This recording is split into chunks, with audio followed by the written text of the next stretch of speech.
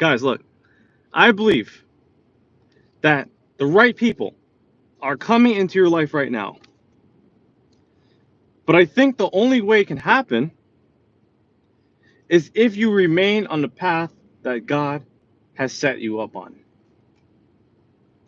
Because the only way for the right people to come right now is for you to keep on doing the right things for God. That's the key. Okay? And this is the secret to all things, especially when it comes to networking. Because when you are in a situation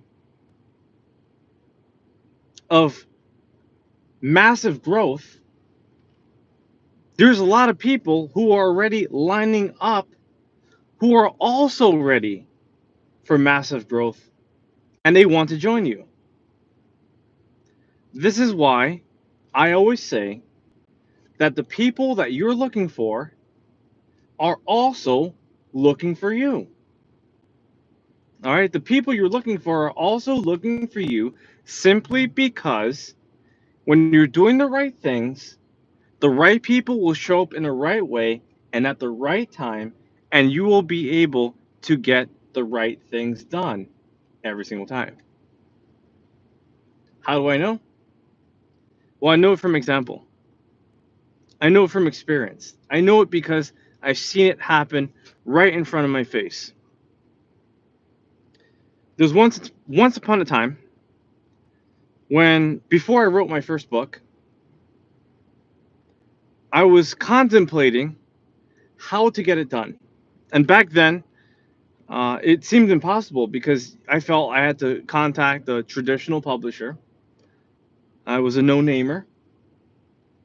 And there wasn't that much information to research on because Google wasn't as prolific and as informative as it is today.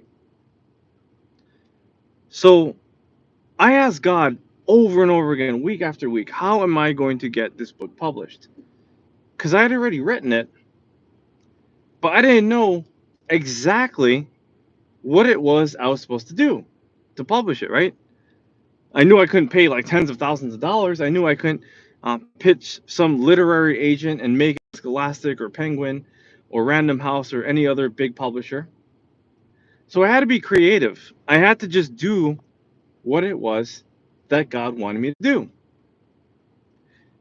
So I asked him, what do I have to do? And he said, just keep on the path that you're currently on. So one day, I had a speech that I had to give in Philadelphia, Pennsylvania. That's in the USA. And I drove up there about 2 hours away, and there was a massive blizzard. I had called the guy who was orchestrating the meeting, and I asked him, is the meeting still going on?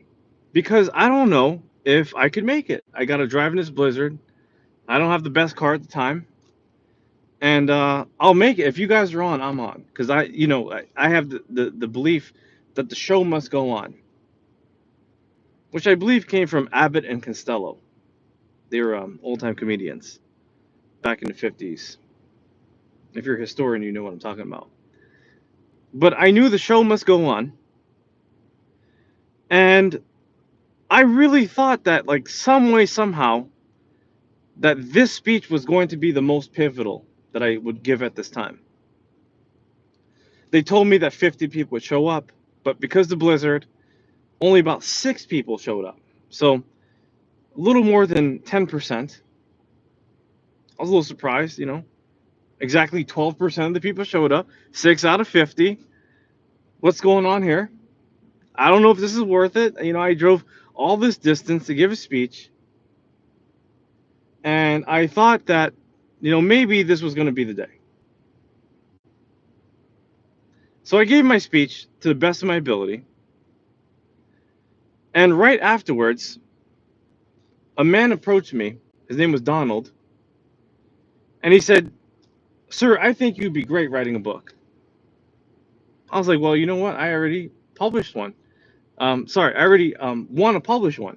Like I really I have a great desire to put it out there. I got the manuscript and I'm ready to do it. He's like, well, I actually know how to do it because I just wrote a book and I want to help you.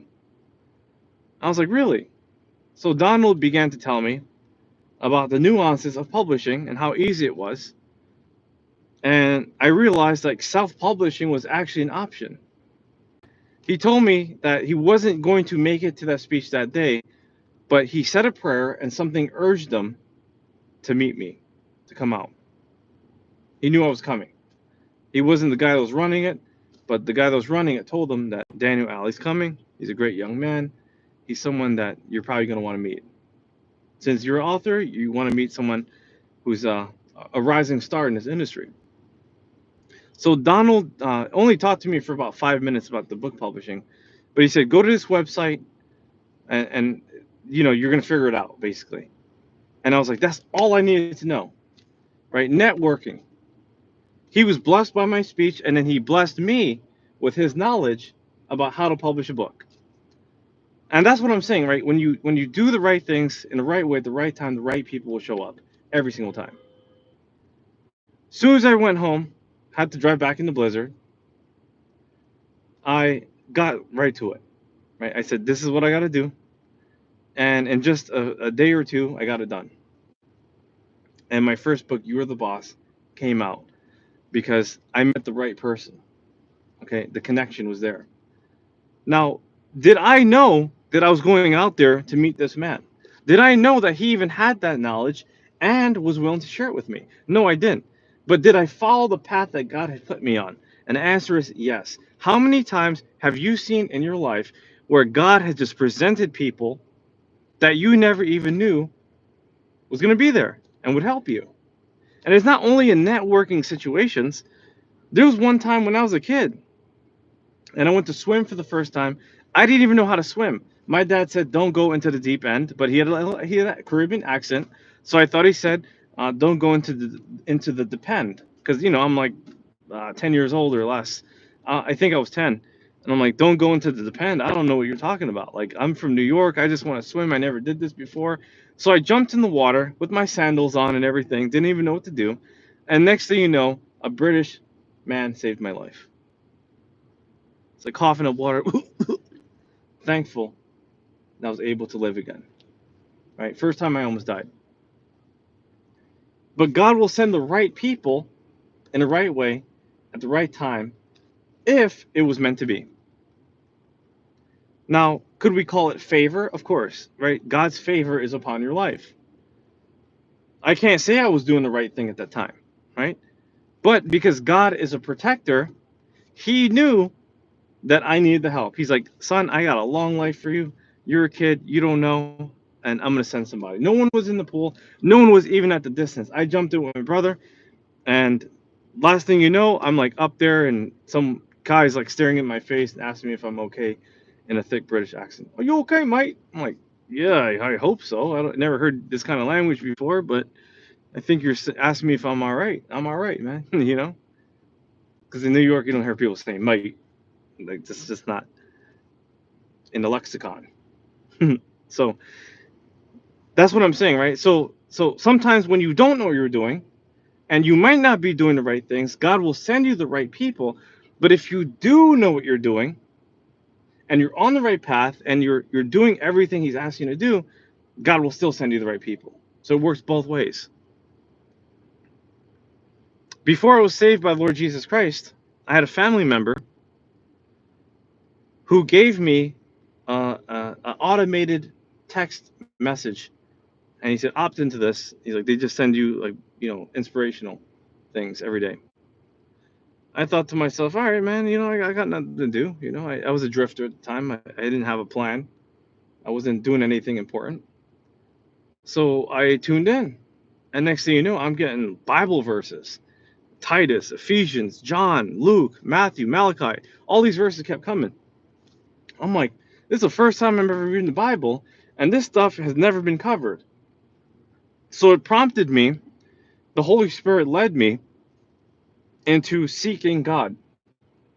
And I went to church, sat in the back, By the time the music started playing, that's when everyone started kind of heading out. You get a little squeamish at the end after 90 minutes of service. Some churches are like 3 hours, but mine was 90 minutes. And I began to walk out, and the pastor grabbed me by the arm, and he said, "Daniel, I haven't seen you in years. Where have you been?" So, I don't know, man. What does this guy want to do with me? He's like 3 years older. I'm 21 years old at the time. I'm just like, man, just tell me what you want. Get off me.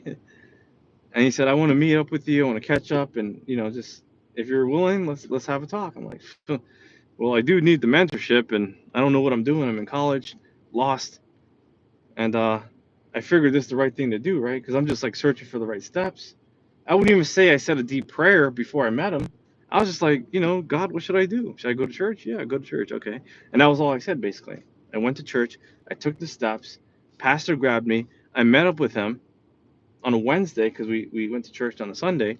And then I met up with him on a Wednesday. And we talked about everything except the Bible. And he finally gave me the Bible. And I started reading the book of Mark.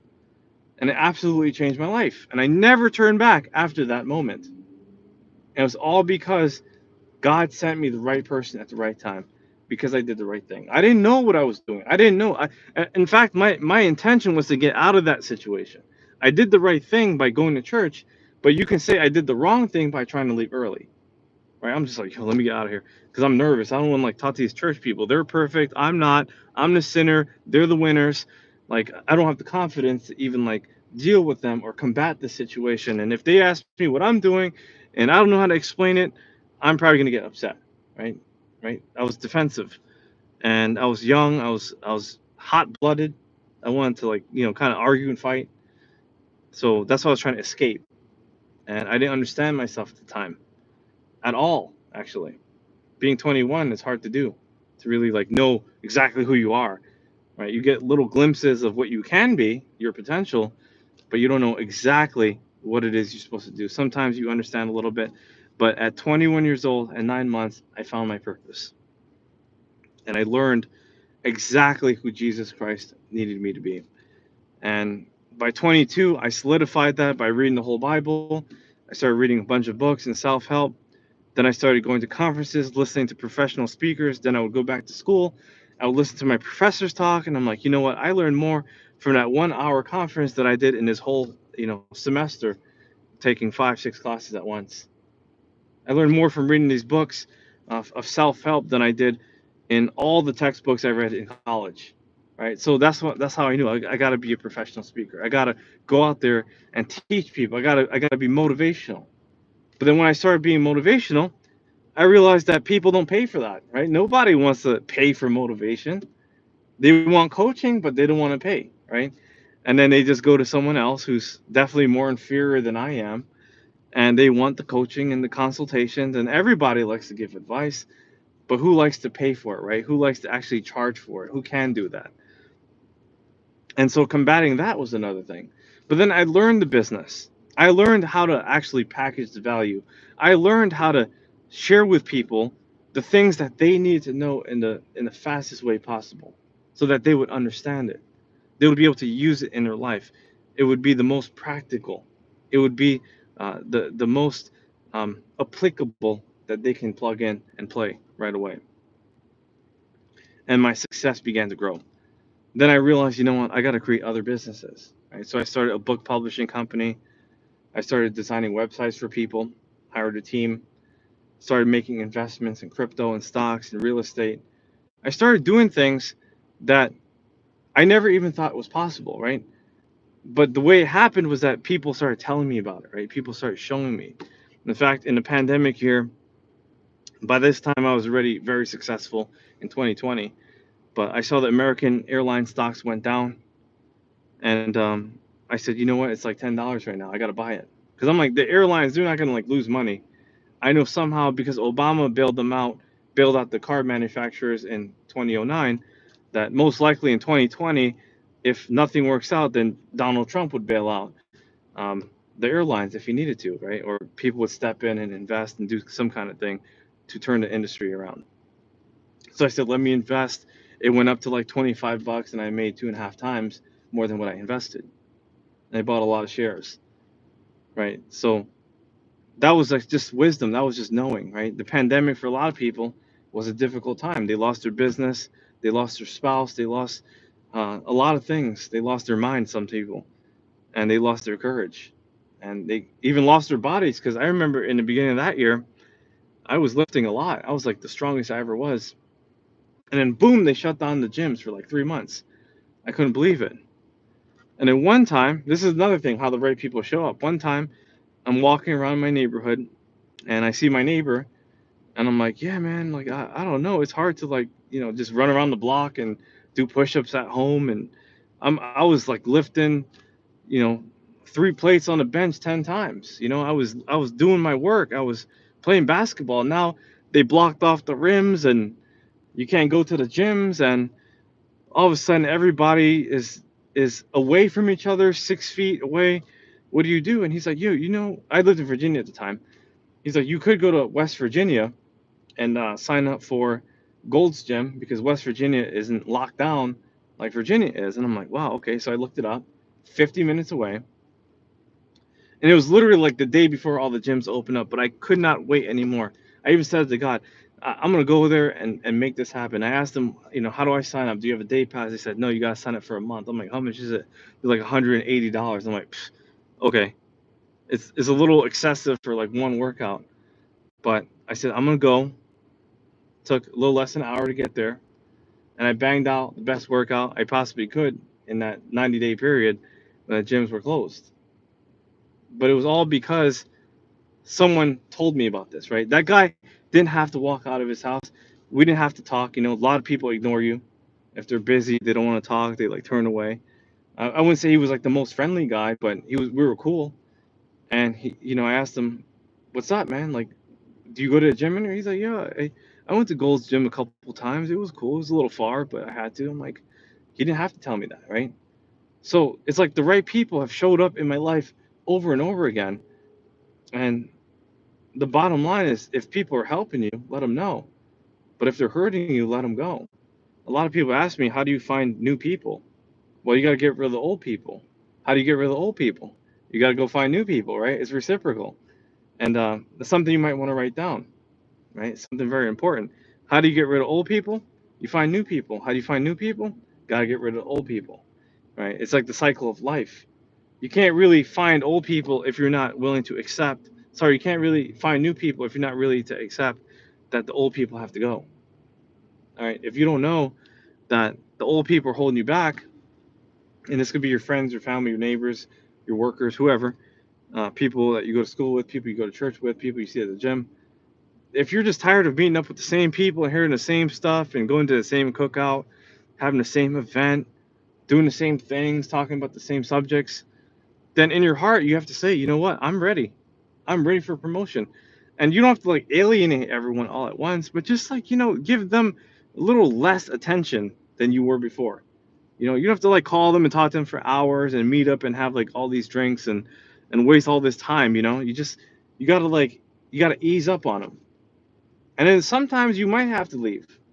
One of my great mentors, I remember asking him at one of these conferences, I told him about my whole situation. I'm like, hey, man, I'm doing everything I can, but where I live, there's just not a lot of growth, and I don't know what to do. And he just looked me in the eyes. And he said, dude, you got to move out of your zip code. And that's all I needed to hear right there. Bam. I was like, that's all I got to do? Yep. You got to move out of your zip code. So I moved from Pennsylvania to Virginia, and I knew that that was the right thing to do. And even when I tried to move to a different place in Virginia, I remember going to the office and I was ready to sign the papers. I had the money and everything. And the guy said, hold on, I'm going on my lunch break for an hour. When I come back, we can do it. And I was sitting there, and as I was looking at the people coming in and the whole situation, I thought to myself, I don't know if this is the vibe that I want to be a part of. I don't know if these are the kind of people I want to connect to. Like, just the way he said it to me, he's like, I got to go to lunch. And the way he walked off, he was sloppy. I'm like, I don't know if this management is going to help me to become the greatest version of myself. And we weren't in love with the place, but it was okay. I just knew that we could do better. So I took a trip about an hour away, and I saw this other place. It was like literally 2 months of free rent. I was like, it can't get better than this because it's my first year of business. And you don't make that much money in your first year of business. You learn a lot, but you don't make that much money. And I said to myself, this is the right place, right? The lady, she was so inviting. Her name was Alyssa. She was amazing. She was like, hey, yeah, 2 months for rent. Can you believe it? The place was brand new. Now, the other place, it was a little older. I saw a little roach crawling, had to leave to go out to the laundry room. Like, I'm like, ugh, I don't know. This is like the ghetto. But this new place, it was like suburbs. And even though the price was a little bit higher, uh, they kind of gave me the 60-day period for me to save up, to build myself up, and to do the thing I needed to do. And then little did I know, when I got there, the 60 days kind of expired, or was coming to an expiration. And I went out to give another speech, and a man told me, Daniel, I need your help. I'm running this program, and I need your assistance. And so that helped me to take care of the 2 months of rent that I had to pay. The first month of rent after the 2 months is what I meant. Um, and then little after little, I got a publishing deal after that, and then I built someone's website, and then it just like one success leads after another, right? One success begets another success, and that's just how it works, right? Those are the beginning days, and there's a lot of things that you don't know until someone brings it up. And there's so many pivotal moments where people told me certain things, and I'm like, yo, this is quintessential knowledge. This is exactly what I needed in order to become the greatest version of myself. And if it wasn't for them, there's no way I would have done this. There's no way I would have made this. There's so many pivotal people that stepped into my life in the last few years that if they hadn't stepped in, I don't even know if I would be here. I wouldn't survive. You know, I had someone that stepped into my life last year, and she started off as a client, and we built a great relationship. And as I coached her, I realized she wanted to learn, she wanted to grow. And I always had this dream of someone coming, wanting to do more, wanting to be more, wanting to actually take the lessons. Because I know my lessons will take anyone anywhere. Because, first of all, they're biblical. But secondly, they're profound, they're applicable, they're real. So as I kept teaching her, after 10 months, she's like, I want to work with you. I was like, really? And she literally, America's a huge country.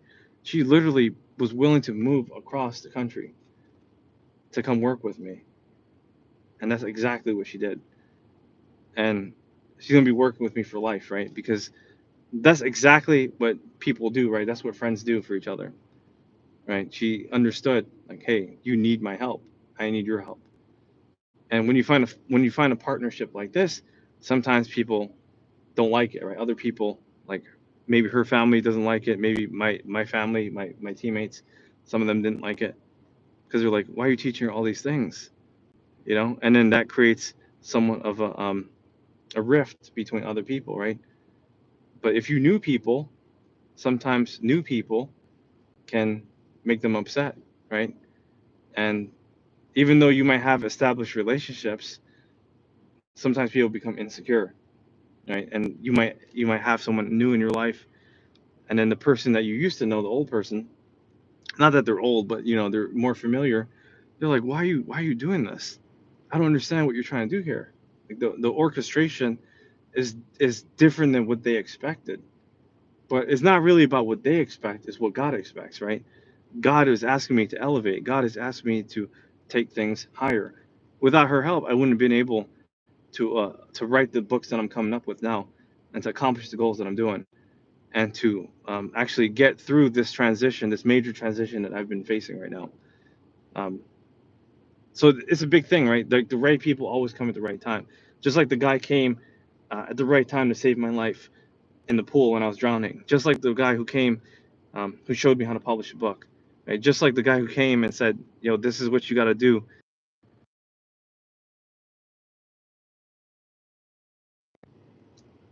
Yeah, the guy who said, are we on? We're good? All right. Just like the guy who said, oh, you got to go to this place to hit the gym. Um, and just like the lady who became a client. Actually, she was like one of the last people. I had like thousands of people on my list. And as I worked through the whole list, she was like the last person I called. And then we did like a 3-year program.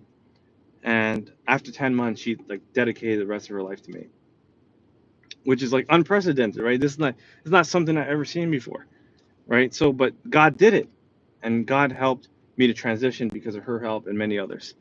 Um, you never know what God is going to do. You never know how He's going to show up. You never know who He's going to send. You never know what is going to happen, when it's going to happen, and how it's going to happen. But all you can do is do the right thing. And even if you don't know the right thing to do, just keep doing what you're currently doing. And if you know that what you're doing is bad or you feel a little confused, then you have to ask God, are there any changes that I need to make? And sometimes we know this, I've had people who told me in the past, oh, I don't know what to do. And I asked them, like, so what do you do on a normal basis? And they're like, oh, I watch porn here a little bit, but it helps me to get off. And no, you can't do that, right? Or like, oh, I smoke a little weed here, and I gamble over there. No, you can't do that, right? You can't consult with sin and still try to win, right? You can't think that you're gonna go into this salty pool and expect fresh water, right? You can't expect a righteous life while you're partaking in evil pleasures, right? You can't say, oh yeah, I'm close to God, but you're like chain smoking cigarettes, right? Or you're lying, you're cheating, you're cursing, you're stealing. You can't live a contradictory life, right? Nor can you be around contradictory people. There's a lot of people that contact me and they're like, hey, Daniel, I want to make a change. And I'm like, I look at their situation, I'm like, okay, you got a good job, got a good house, you got good kids, but your wife is killing you, or your husband is detrimental to your success.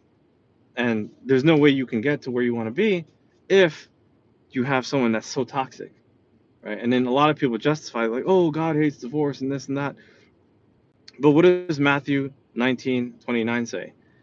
It says that if anyone is getting in your way, brothers, sisters, mother, father, even your spouse, that it may prohibit you from achieving the kingdom of God. It may prohibit you from becoming the best version of yourself. It may lock you out of all the blessings that God could potentially give you. And a lot of people cheat themselves because they hold on to toxic relationships with selfish people who want nothing to do with their success. But if you read John 15, you'll see exactly what Jesus Christ is saying. He says that sometimes people don't make it. Apart from me, you'll suffer. The world hates you because you belong to me. And even if it's your spouse, your parents, your kids, your neighbors, your best friends, they can turn against you because you are following the path. You are on the path of Jesus Christ, and they know that they're not going with you. And what does the Bible say? One is left and one is staying, right? One is wheat and one is tares. One is success, one is failure, right? He's kind of a black and white God. He's a do or die. It's male or female. It's gay or straight. It's heaven or hell. And that's how we got to be, right? We got to understand that if we mix it up too much and overcomplicate it, we can never get to where we want to be. And that's what people do. They end up like they have like 55 genders now. They have like all these different colors. They don't know how to pick a color. And the confused mind always says no. Confused mind shuts down. When you have too many friends, you can't really go to one or two, right? You're stuck with like 55 friends, right? And then you have no close friends. You just have a social network. And then, hopefully at the right time, the right person will step up out of that. But that's not really what you need, right? It's good to network with a lot of people, but you need to have good friends. You need to have close people in your life that you can confide in, someone that's going to ride or die with you, and believe in the plan that God has established for you both. And if you don't have that, then you're incomplete. You know, you can't just do this by yourself. Like if you look at Paul, he had Timothy, right? Barnabas, he had a lot of people he was writing to. Even Jesus Christ had 12 disciples. One of them couldn't come, but they replaced him with Matthias, right? So you got to think about it. Even Aaron, Moses had Aaron, and Joseph had he had built up, and even though he had lost his brothers, it was a very temporary time. He eventually ascended and had ultimate power, basically second to Pharaoh, and had the opportunity to have great control over the whole land because he prepared for 7 years of famine after the 7 years of feasting. So these are the things you got to stick. You got to stick to. You got to understand that sometimes people don't always agree with what you're gonna do. Like you read Esther, And Queen Vashti did not want to follow the king's orders. She had to, but she chose not to. She thought she knew everything. She thought she was equal or even greater than the king. And the king's like, you know what? Nah, we're not going to do this. And then Esther stepped in, and she was totally obedient. Even Ruth, Ruth was left behind, and I think her husband died. Is that what happened? Yeah, her husband died, and she could have left Orpah, but she says, no, I'm not going to do that. Even though my sister did it, I'm not going to do it. And she stuck with her, and then suddenly she saw a man named Boaz. And Boaz had massive field, and he was a successful man, big chested Boaz. And big chested Boaz is like, I'm just saying big chested. I don't know if he was big chested or not, but that's how I like to think of him. Um, and Boaz was just like, hey, I got a job for you. And then he's looking at Ruth, and he's like, I'm kind of attracted to this lady, like this. I favor her. I want to bless her. He would give her food overnight, and she would bring it to Orpah, and Orpah would be like, okay, well, this man, you should make a move, like wait until he eats, sleep by his feet, do what it does, and then see where it goes. And that's exactly what she did. And where she ended up? She ended up in a direct lineage of Jesus Christ. So that's how this works, right? Success is easy. Did she have to stay with Orpah? No, she wasn't obligated, right? But she said, I'm going to ride with you. I'm going to stick with you. I'm going to confide in you. I'm going to listen to you. I know it's hard for you. You know it's hard for me. Let's work this out together. Let's do something, right? People are supposed to work together. We're supposed to have more similarities than differences. We're not supposed to be fighting. We're not supposed to be hating. We're not supposed to be taking from others. We're supposed to be giving. We're supposed to be reciprocating. We're supposed to be benefactors of each other, right? Not haters, not jealous, not divisive, right? We're supposed to like work together, but not everyone believes it, right? Not everyone can see that. Not everyone could accept that. And so that's all I'm telling you today. You just got to pay attention to where God is taking you, what He's saying, how He's saying it, and just keep doing the right things. And eventually the right people will show up. Guys, this is Daniel Alley. If you want my mentorship, please reach out to me at info@danielalley.com.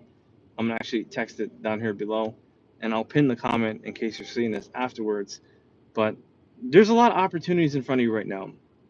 And I know there's some people, they're on a downswing, some are on the upswing, some people are facing great difficulties, some people have just hit great prosperity and success.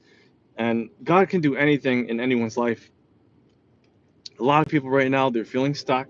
That's a normal feeling that people will feel for the next thousands and thousands of years until Christ comes back. And the reason is simple. God is teaching us. He's leading us. He's showing us the next steps that we have to take. And until we follow them, that's the only way we're going to break through. So if you need to make a change and you need my help, just reach out to me, info@danielalley.com. Or just, go to my website, danielalley.com. And we'll talk. We'll have a conversation. And I'm very personable. I reach out to everyone that's reaching out to me. And I believe it's important to have the accountability required to get to where you need to be. So I appreciate you guys. Much love. Always praying for you. Always hoping for the best. Always knowing that God is going to take care of everything on your side. And if you keep doing the right things, then God will keep doing the right things for you too, and more. All right, guys. Appreciate you. Much love. Take care. Have a good weekend, and have a good rest of your August and the rest of 2025 and beyond. Take care.